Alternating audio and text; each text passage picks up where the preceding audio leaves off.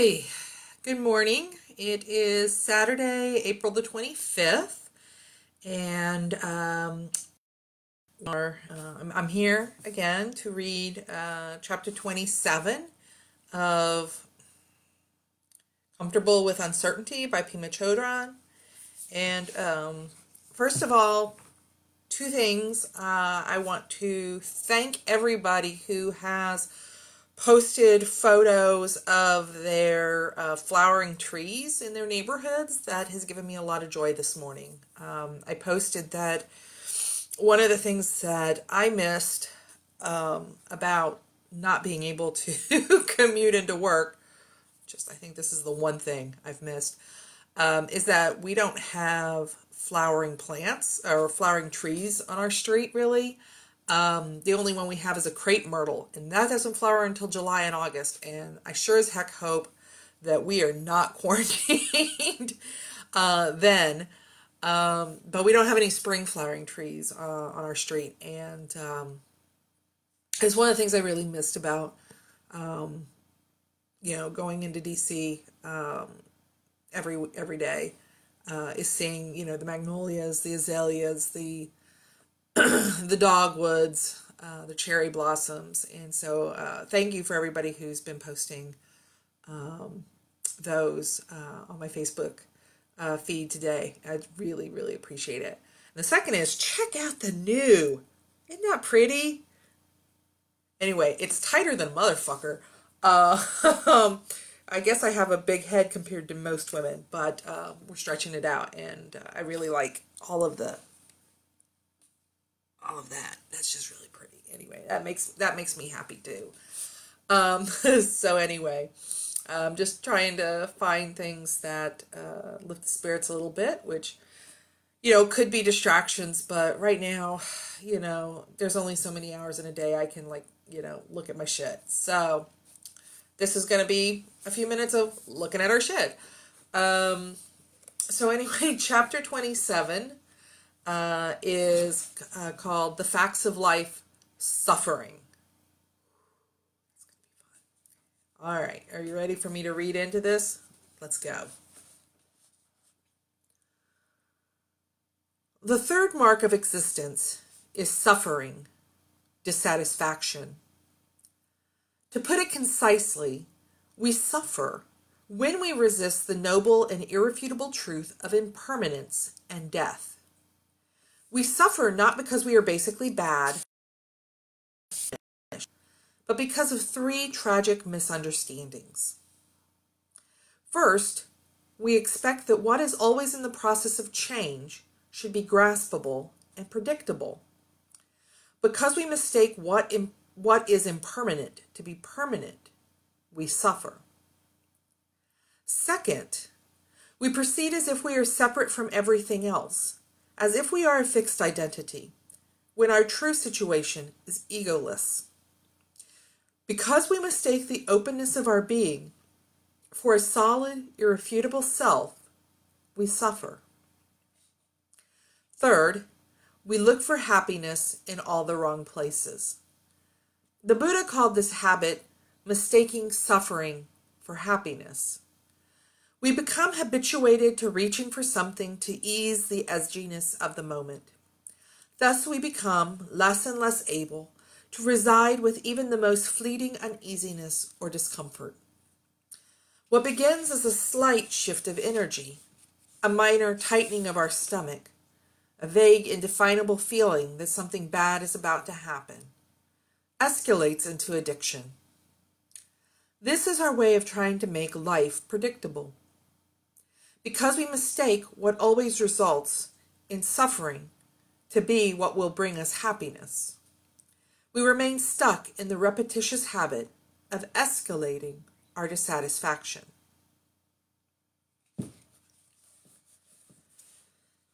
So there are a few things in here that I think kind of stuck out for me.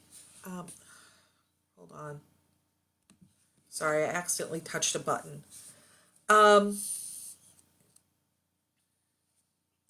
One is that we suffer not because we are bad or deserve to be punished, but because of three basic misunderstandings. And these are misunderstandings that we have about the nature of life and existence. And one of those is that that life, which is a process of change, it's impermanent. We strive to, or we think that life should be a certain way, that things should be permanent. And so we grasp at that, and that is something that leads us to suffer. And the other is, the second is that we think, or we proceed, or we act as if we are separate from everything else in the world. And I think that we see this a lot in our society, where it's every man out for himself, or it's me first and fuck everyone else, and I think we're seeing in our society one of the things that happens when you act that way. Everybody ends up suffering. And so, we do not recognize our inherent connectedness and fluidity of life. And then the third thing, the mistaking suffering for happiness. So, here we're talking about, this is ones I've actually even noticed in myself, and I'm trying to deal with during this quarantine, because I've got the time to do it, is to really sit with my own discomfort, and sit with my own emotions as they come up, and not try to either constantly distract myself, but also not try to grasp at the things that Pema Chodron here says is actually what causes our suffering. So we try to make things permanent to ease our own discomfort, and it's in that trying to make things permanent we actually suffer more. There was one last thing. I think that was it. So yeah, I mean,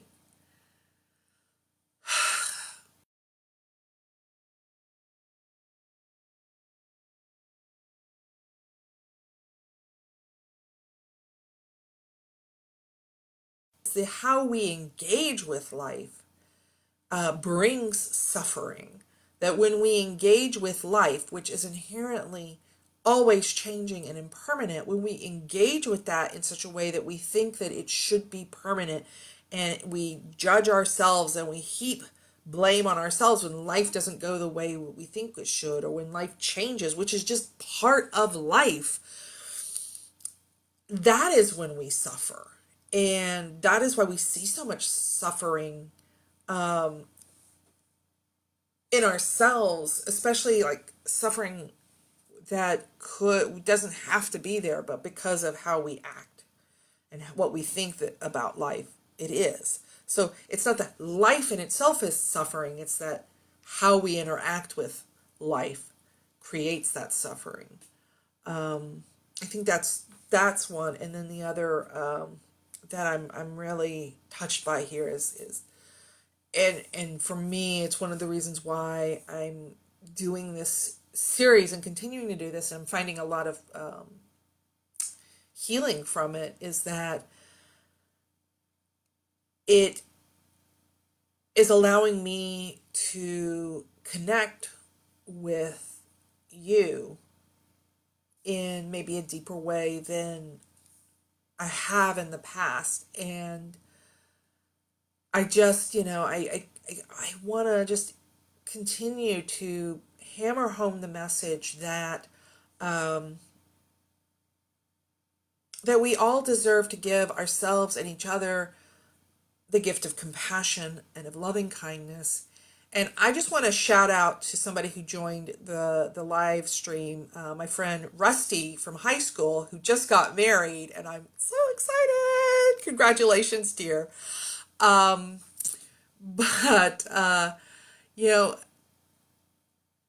giving ourselves and each other the gift of loving kindness and compassion, not just during this time when so many people are suffering and confronted with, confronted very starkly with our own mortality.